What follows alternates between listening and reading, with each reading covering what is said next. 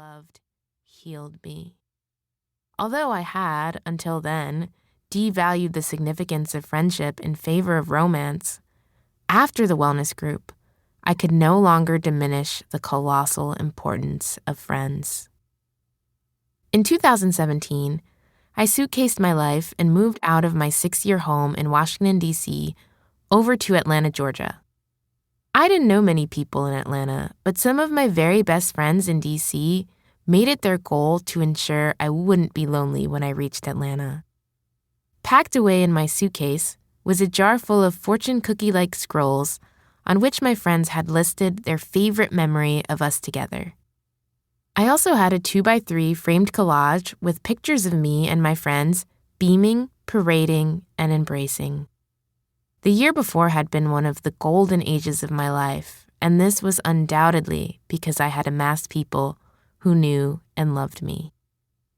I threw a combined going-away birthday party in May 2017 when I knew I was leaving D.C. We had all gone to a funky art show concert together and then returned to crowd into my small apartment for cake and champagne. I made a toast to the 7 or so of us left in the circle in the living room.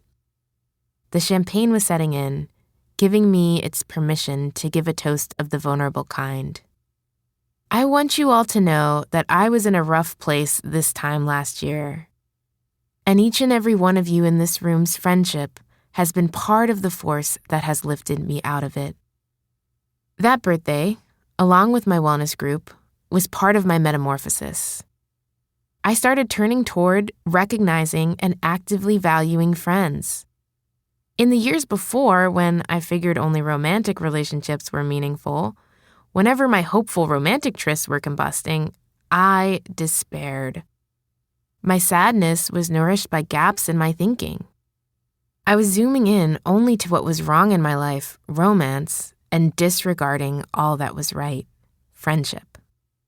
This sort of tunnel vision left me using these failed romances as evidence that made me question whether I could form meaningful relationships at all, whether I was worthy of love. I was unlearning this process of absorbing myself so much in one type of love that I discounted all the love that was around me, that had always been around me. I had so much love. And just because it came from friends, why should it matter less? Platonic love lies at the lowest rung of the hierarchy our culture places on love. But I've learned it's a devastating loss to us all if we dispose of it there. I wrote this book because I'd like for our culture to level this hierarchy. But because we don't always value friendship, we lack knowledge on how to cultivate it. If we're going to realize friendship's full potential in our lives, we need to know how to make and keep friends. When we've asked how to make friends, people have likely told us to join a meetup group or find a hobby. But somehow, the advice slips away from us. Because when we're told this, the part about facing our social anxiety, enduring fears of rejection, tolerating intimacy, and risking the further shredding of our self-worth is silent. To make friends, we need deeper work. To fundamentally reconcile with who we are and how we love. That's the journey we're on in Platonic. Friendship is worth it.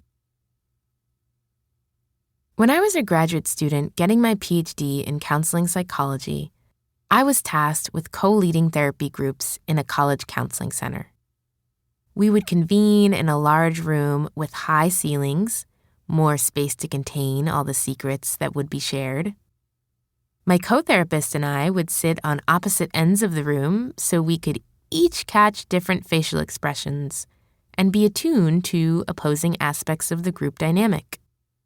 Students would silently march into the room and take a seat, either on the comfy couch close to others or in a chair, claiming their separate space. The students were almost always nervous, and my co-therapist and I had to build our tolerance for sitting through long stretches of silence.